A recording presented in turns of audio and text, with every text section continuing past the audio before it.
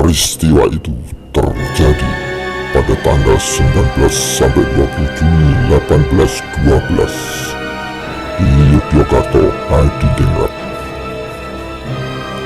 Perampokan terbesar dalam sejarah Jawa itu dilakukan oleh kerajaan Inggris yang dipimpin oleh Raffles kepada Kesultanan Yogyakarta yang kala itu dipimpin oleh Sinuwun Sultan Hamengkubuwono II.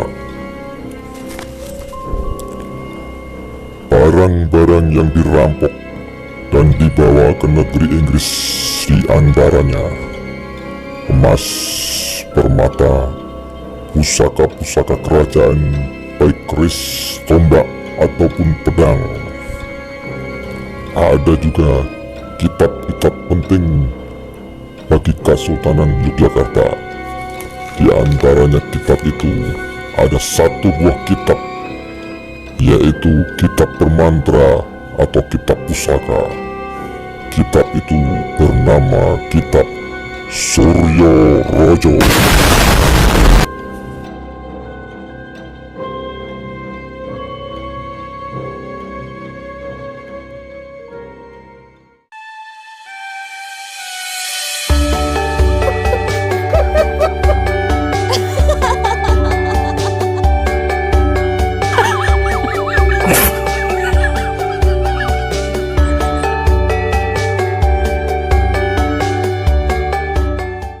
Masih di dalam Benawan bersama Gus Janeng dan Gus Sari, bahwa baru-baru ini kemarin hari apa itu terjadi hiruk pikuk di dalam Benawan. Jadi seperti ada penandatanganan gitu, penandatanganan kesepakatan di situ.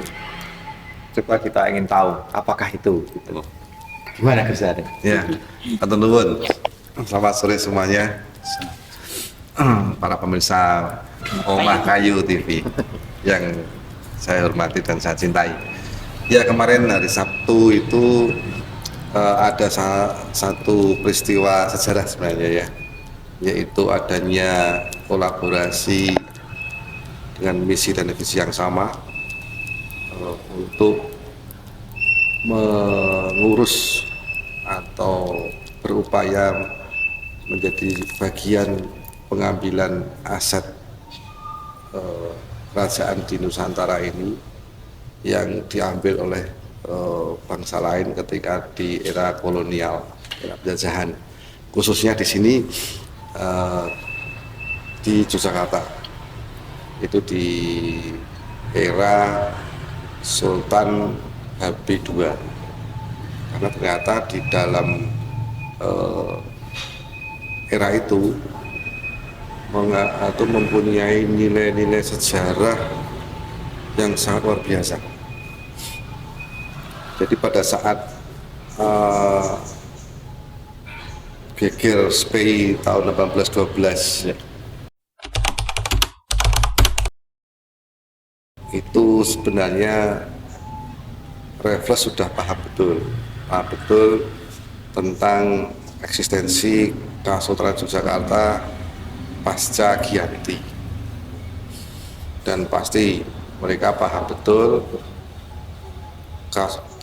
Kesultanan Jogja ini mempunyai banyak data baik data manuskrip kuno sejak zaman mungkin Majapahit atau sebelumnya sampai ke di era Pakubuwanan. Nah, ini kan menjadi salah satu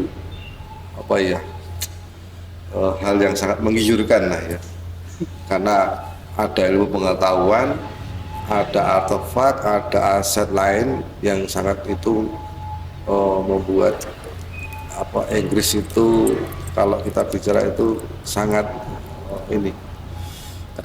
tertarik ya Mas, tertarik sekali. Nah, jadilah pikir SPI, kemudian diambilnya beberapa aset, bahkan mungkin semua ya, perampasan. Ada buku, kitab-kitab, ada artefak, ada mungkin perhiasan atau barang-barang yang lain, ada juga mungkin dokumen-dokumen yang menuliskan tentang aset-aset lain di luar kesultanan yang memang menjadi milik kesultanan itu dia angkut semua. Jadi pada saat itu Yogyakarta bahkan mungkin Nusantara ini mengalami kegelapan karena semua hasil karya dari para pujangga, para empu-empu penulis itu kan yang bersifat ilmu pengetahuan kan hilang, sehingga kita kehilangan navigasi mau kemana kita, jadi oleng karena sudah nggak ada pedoman lagi. Nah kemarin beberapa teman kami yang sepakat untuk berniat bekerjasama dengan beberapa pihak ya, baik pemerintah daerah, pemerintah provinsi, bahkan pemerintah pusat, membentuk satu konsorsium dari berbagai yayasan, ya, berbagai bidang menjadi satu konsorsium yang kita kasih nama Nusantara Eva Laksamahi, artinya kejayaan untuk Nusantara, ada yang besar untuk Nusantara. Nah ini akan kita awali dengan mengembalikan aset kesultanan yang ada di Inggris, itu yang menjadi awal kita untuk mengembalikan harta-harta intelektual ini ya. Yang utama apa, Gus? Yang utama yang di urgent misalnya, yang prioritas itu yang harus. Yang menjadi prioritas itu pasti kitab yang menjadi pedomannya, karena beberapa filolog yang telah mempelajari di Inggris, filolog Indonesia, bahkan filolog Yogyakarta seperti Romo Manu yang belajar di Inggris, itu yang pokok dan penting dan menjadi induk babonnya itu adalah kitab Suryo-Rojo. Itu di dalamnya berisi tentang hukum-hukum ketatanegaraan, tata pemerintahan, kemudian sub-sub bidang-bidang apa saja yang harus dipenuhi dan dilakukan. Ini menjadi pedoman. Kalau salah kita bisa undang-undang dasarnya. Jadi HB1 membuat fisiknya, kemudian HB2 waktu itu menjadi bagian yang mengisi isi-isi dari legalitasnya, jadi aturan-aturan mainnya gitu. Nah, ini yang paling pokok adalah buku itu, kitab itu yang harus kembali. Karena itu akan membuka lembaran baru bagi pola-pola tata pemerintahan yang sesuai. Ya, itu demokrasinya. Ya. Kalau menurut saya, jadi kalau dari sisi supranatural, apakah ada di dalam kitab itu? Ya. Jadi awal mulanya kan HB2 ini lahir di lereng Gunung Sindoro, kemudian diberi nama RM Sundoro. Oh. Nah, kenapa harus ke tempat itu? Karena naluri manusia, naluri keluarga itu kan pasti akan mencari jejak leluhurnya. Itu adalah tempat yang paling aman untuk hidup atau misalnya melarikan diri. Itu paling nggak mendekati di tempat-tempat leluhur. Nah, karena di lereng Gunung Sindoro itu dulu dipakai oleh para brahmana zaman para Hindu dan sebagainya, yang notabene bagian dari nenek moyangnya, sehingga lahirnya beliau di situ lebih aman dan dikelilingi oleh brahmana, orang-orang yang intelektual gitu ya.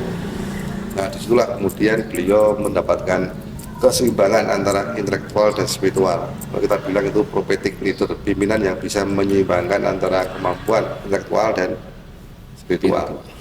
Nah, dari situlah beliau menulis.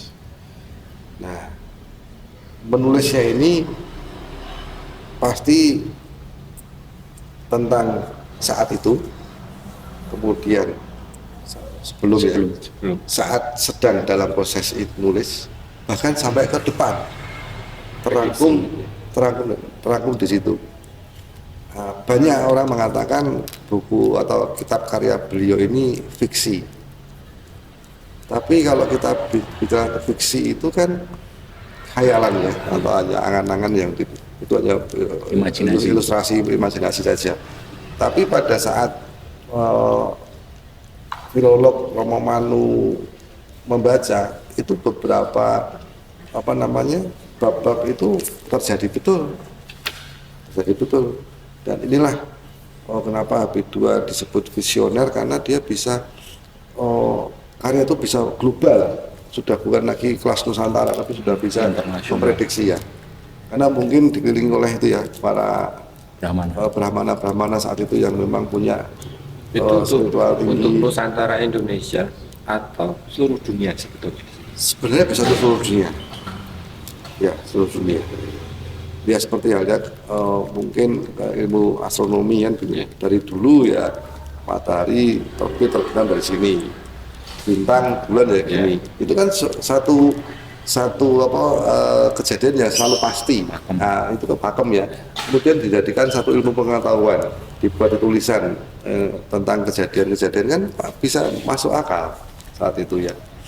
Astronomi untuk navigasi ke laut Mojopahit ketika ke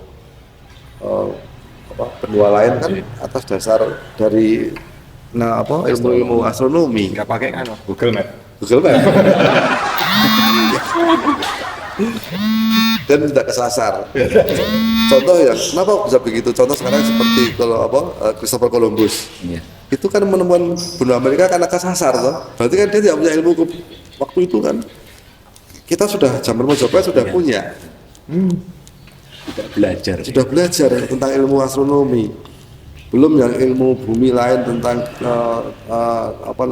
geologi dan sebagainya.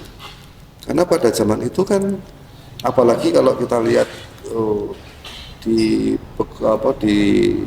gunung ya, yang tempat lahir Sinul Habib II ini, pasti masyarakatnya, entitas masyarakatnya itu pasti dekat dengan gejolak nafas alamnya. Nah, itu menjadi kebiasaan orang itu menjadi yang sangat religius, sangat ritualistik, dan sangat percaya dengan hal-hal yang sifatnya semesta kan begitu. Nah, ini yang mendasari kenapa kita ke karya Habib II ini sebagai awal mula kita untuk mengambil aset itu dari Inggris dengan perangkat hukum yang sudah jelas, hukum internasional, hukum tentang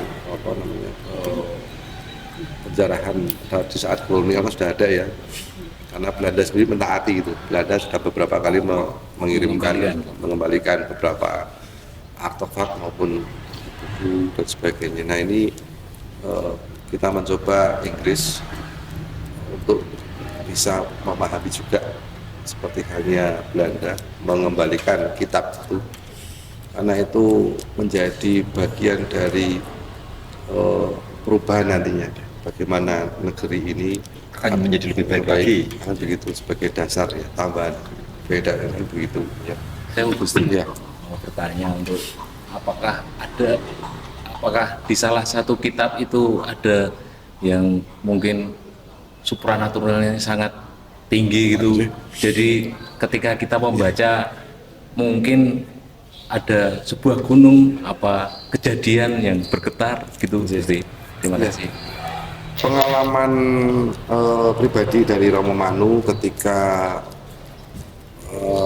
mempelajari kitab itu, karena di keraton sendiri Surorejo ini mempunyai gelar Kanjeng Kiai, artinya menjadi pusaka. Kitabnya itu? Ya, Kanjeng Kiai Surorejo, artinya itu kitab menjadi kitab pusaka.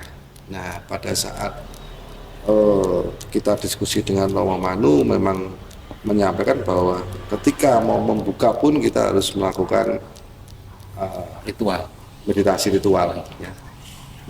Karena beberapa kali beliau membaca itu ada gerakan-gerakan alam yang mulai bergejolak.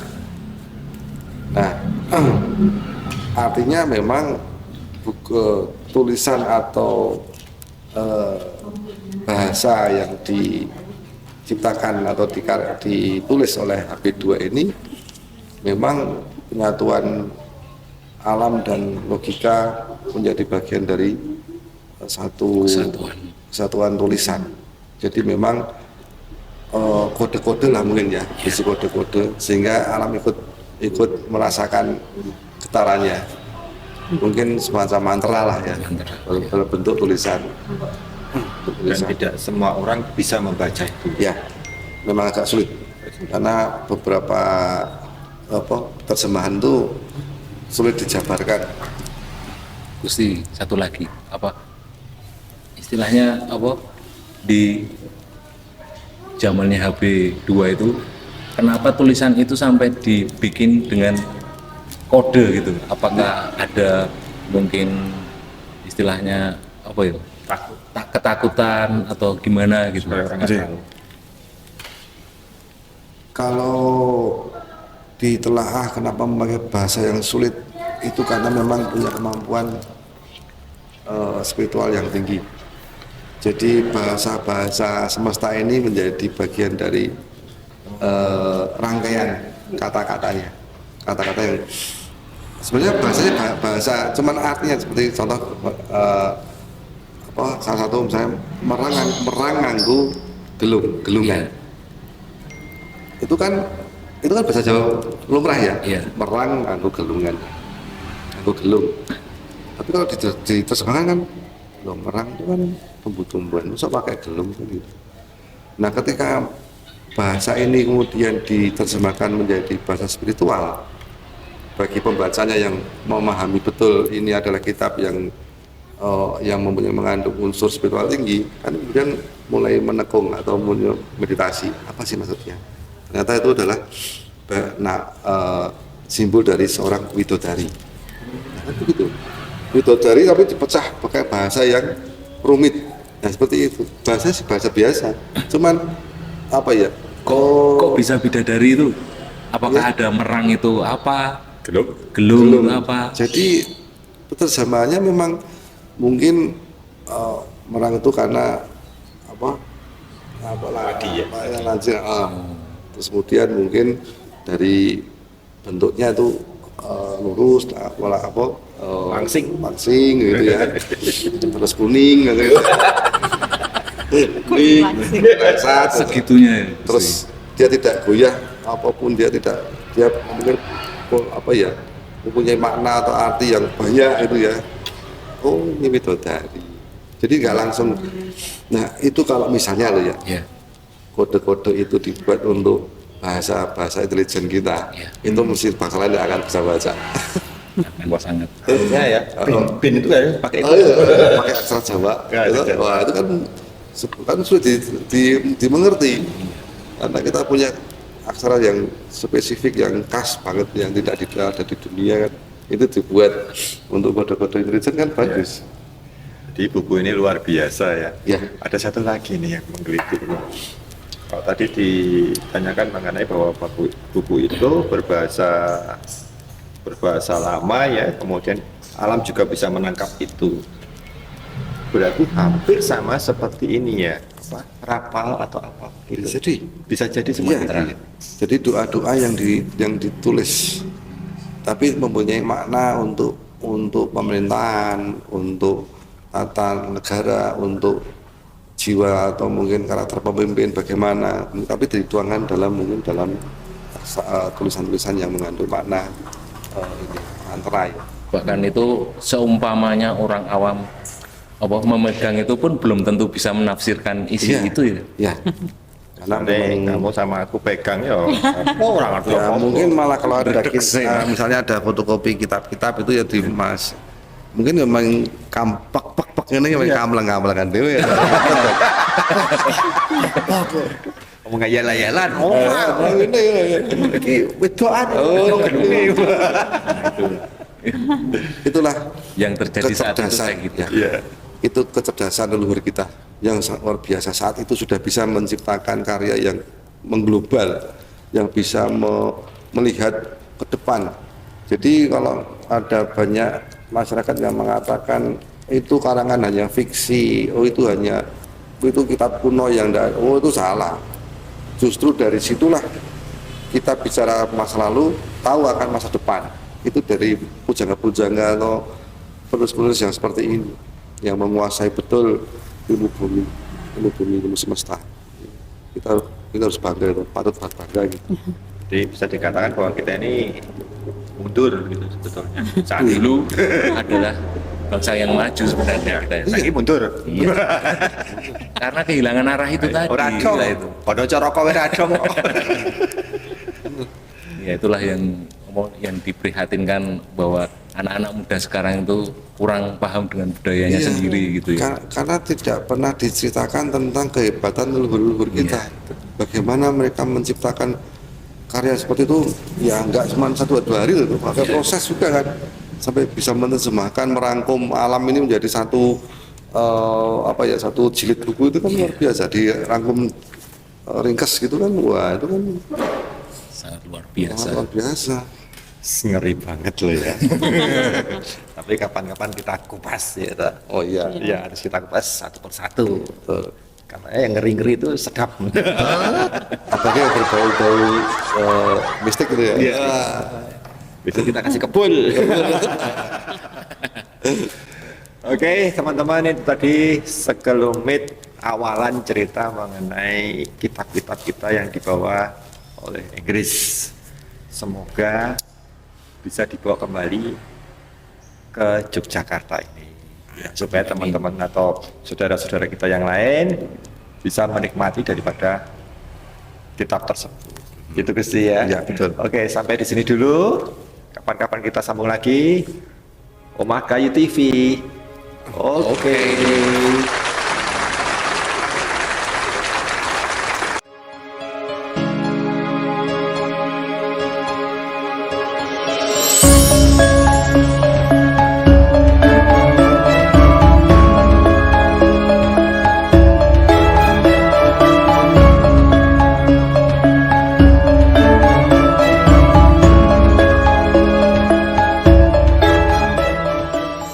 Kali ini wejangan kita tentang karya HP2 yaitu Surerojo. Nah, kalau kita melihat sesuai dengan informasi dari para filolog Jawa, ini kan menulis tentang masa lalu, sekarang dan masa depan. Jadi kitab-kitab ini sangat bermanfaat sekali. Nah, ketika ini dirampas, dibawa berbagai macam kitab ini dibawa ke luar negeri atau ke penjajah, dalam hal ini Inggris, kita seperti kehilangan navigasi arah kemana. Jadi harapan kami mohon dukungannya supaya rencana atau misi kita ini bisa terwujud, dikembalikannya buku-buku atau kitab-kitab kuno yang berisi tentang ilmu bumi, semua yang ada di muka bumi ini, bahkan sampai di ilmu perbintangan dan sebagainya, ini bisa kembali ke sini. Dan generasi muda diharap juga akan mau mempelajari kitab-kitab ini untuk tahu bahwa bagaimana besarnya, luar biasanya para pujangga, para leluhur kita ini untuk menuliskan harapan-harapan tentang kemajuan negeri.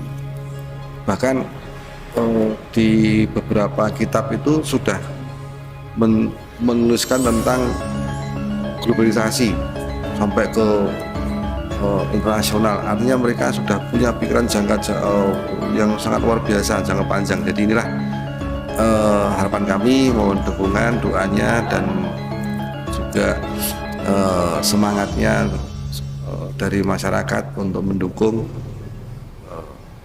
program kami untuk mengembalikan aset dari Inggris ini berupa buku-buku, kitab-kitab, artefak, dokumen-dokumen untuk nanti menjadi bagian dari kekuatan jati diri bangsa.